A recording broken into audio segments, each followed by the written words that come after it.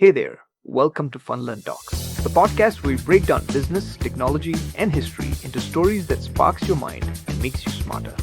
I'm Adi, and we explore ideas that shape the world, from empires and entrepreneurs to code and culture.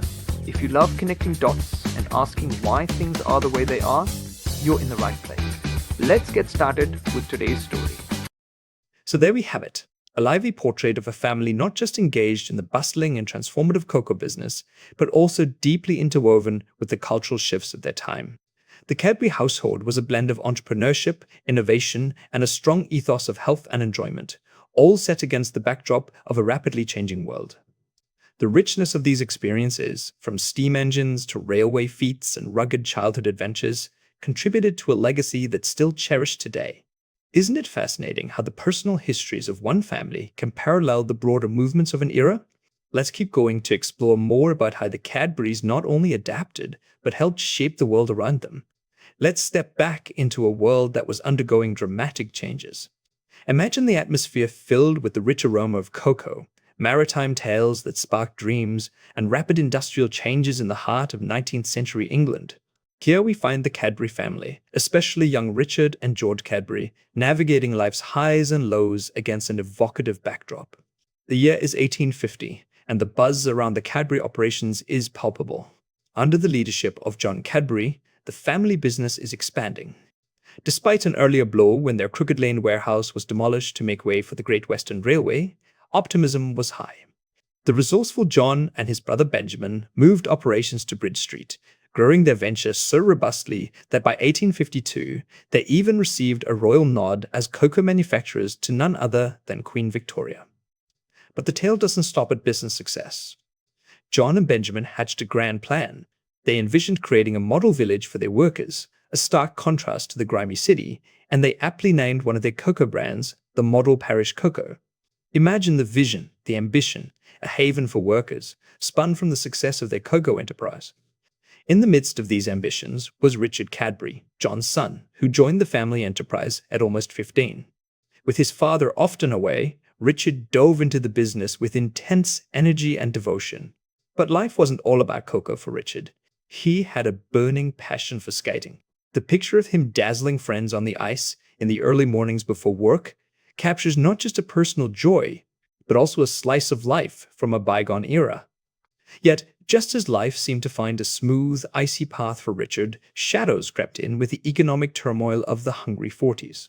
The family saw cocoa sales begin to flag amidst national economic depression, rising unemployment, and even a devastating potato blight in England and Scotland in 1845. These struggles were just the beginning, as personal grief struck with the diagnosis of tuberculosis in the family, marking the beginning of a painful decline. This decline hit home, and not just through the illness of loved ones, but it seeped into the very fabric of their business. John Cadbury, once a vibrant entrepreneur, now wandered through his factory listlessly, his connection to his royal accolade as cocoa maker to the Queen flickering out. His absences grew longer as he sought a cure for his arthritis, leaving the family business teetering on the edge of losing its reputation. Meanwhile, George Cadbury, another of John's children, faced his own pivotal moments. At the ripe age of 17 in 1857, George stepped into the larger world to learn the ropes of the trade as an apprentice in York under another Quaker, Joseph Rowntree. Here, George encountered a new realm of discipline and rigor. The vivid, bustling scene at Pavement in York, with its dark, narrow streets and the crooked but charming Rowntree's shop at Numbergast, 28, provided a stark contrast to the troubles back home. Joseph Rowntree, ever the disciplinarian, handed down a memorandum to his apprentices that highlighted the singular focus on business. This new chapter in George's life, under Rowntree's stringent rules, was far removed from the free spirit of his skating sessions, reflecting a young man poised between the weight of family traditions and the pressing need to carve out his own identity in a rapidly changing world. What's fascinating here is this blend of personal struggle, family ambition, and the relentless march of both progress and hardship. It's a story of resilience, vision, and the undying human spirit that tries to forge a better path, not just for oneself, but for an entire community. So there we have it, a captivating episode in the life of the Cadbury family, filled with visions of a better future, personal passions, and the stark realities of industrial life in Victorian England. It's a reminder of how our forebears' dreams and challenges shaped the businesses and communities we know today.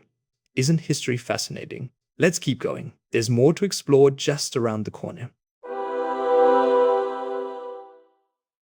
Imagine stepping into a world governed by a clock, where 20 minutes for a meal break is the norm, and an annual trip home is all you get. Here, every evening detail is regimented, with curfews set strictly at 10 o'clock in the summer months and even earlier the rest of the year. This disciplined world encapsulates the lives of apprentices in the bustling tea and grocery trades of the 19th century, where only the industrious and earnest could thrive. Meanwhile, in this same austere environment, two young men, Joseph and Henry Isaac Rowntree, are shaping their future under the rigors of a Quaker upbringing. Joseph, with his intense, almost severe demeanor, influenced profoundly by a youth spent witnessing the horrors of famine in Ireland, grows with a burning desire to address the root causes of poverty. His brother Henry, however, carries a lighter spirit, managing to keep an air of joviality amidst their strict upbringing. Let's jump forward to another setting, where the Cadbury brothers, Richard and George, are embroiled in their own battle for survival in the competitive world of chocolate making. The year is 1861, and the atmosphere in Birmingham's Bridge Street factory is anything but sweet. Here, with empty carts lined up in the yard and no clear path forward to rescue the teetering family business, the brothers stand at a crossroads. Richard, bright and sunny, seems content with making a modest turnaround. George, on the other hand, possesses the restless spirit of an adventurer, constantly searching for that breakthrough idea that could redefine everything. And it's in the midst of these gloomy deliberations that inspiration strikes. The Cadbury brothers decide to put their faith in something called Iceland moss. Now, understand, this is no ordinary product development. This is a daring innovation in an era when healthful products are coming into vogue. Iceland moss isn't just any chocolate. It's a unique blend of the rich, fatty cocoa bean and lichen. Yes, lichen, a simple organism that somehow symbolizes the solution to their woes. Picture this: a bright yellow package with bold black letters and an image of a reindeer, an exotic touch meant to catch the eye and intrigue the 19th century consumer. The Cadbury brothers envisioned this intriguing concoction not just as a treat, but as a healthful beverage, once grated into hot water. But let's pause for a second. Can you imagine introducing a chocolate that combines lichen with cocoa beans? It sounds like a gamble, right? As they push forward with this audacious plan, the challenge becomes not only perfecting this avant-garde recipe, but also convincing potential customers of its merits. And so, Richard's knack for design and George's unyielding drive are put to the test as they navigate through uncharted waters, seeking to captivate a market with their innovative creation. Interesting, right? The Cadbury endeavor reminds us how innovators often tread a solitary path, leaving behind the comfort of the tried and tested, propelling themselves, often through sheer will, towards something entirely new. It's a journey marked by hope, creativity, and relentless determination, themes that resonate even in today's bustling world of enterprise and innovation. Let's keep going and see where this journey takes the Cadbury brothers, and whether this daring blend of cocoa and lichen will indeed sweeten their fortunes. Join me as we delve deeper into the saga of one of the most celebrated names in the world of chocolate. As we wrap up this chapter, we find ourselves fully immersed in the challenges and determination that marked the Cadbury brothers' early efforts to save their family's cocoa business. The narrative vividly captures a period of relentless dedication, underscored by their return to puritanical values, an ethos of work, and again, work, and always more work.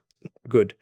We see George Cadbury pushing all indulgences aside, from games to outings, funneling every earned penny back into the business in a stark testament to his commitment.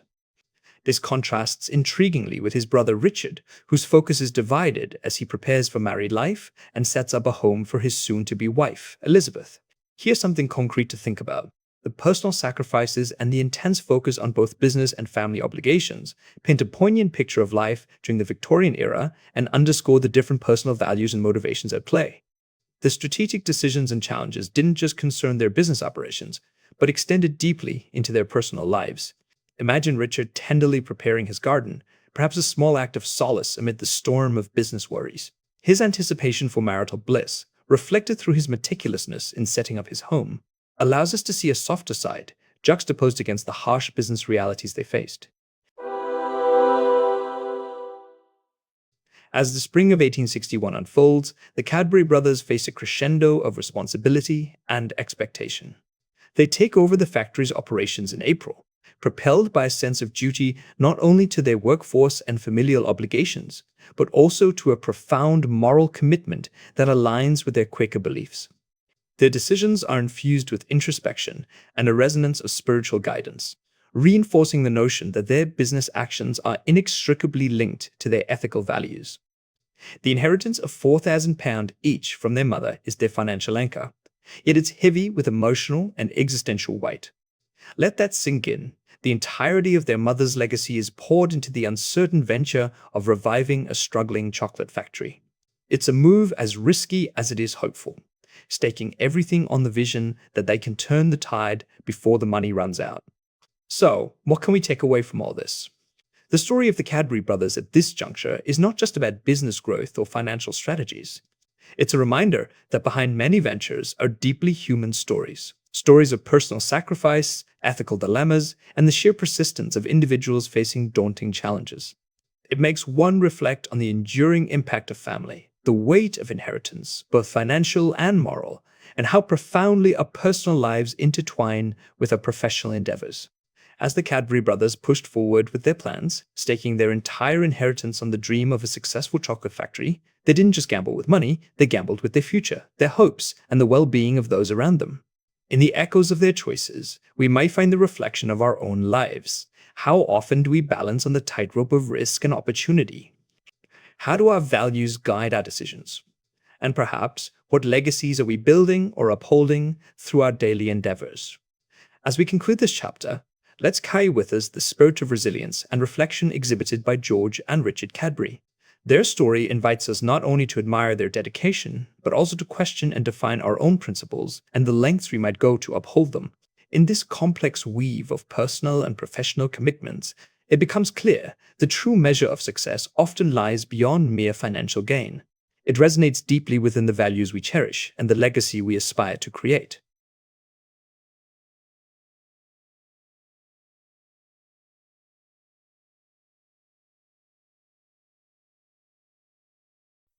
That's it for today's episode on Funlearn Talks, where stories from business, technology, and history keep your curiosity alive. If you enjoyed the journey, make sure to follow, rate, or share it with a fellow curious mind. And hey, we'd love to hear from you. Drop a comment or connect with us online. I'm Adi, and I'll catch you next time, right here on Funlearn Talks. Until then, keep learning, keep wondering.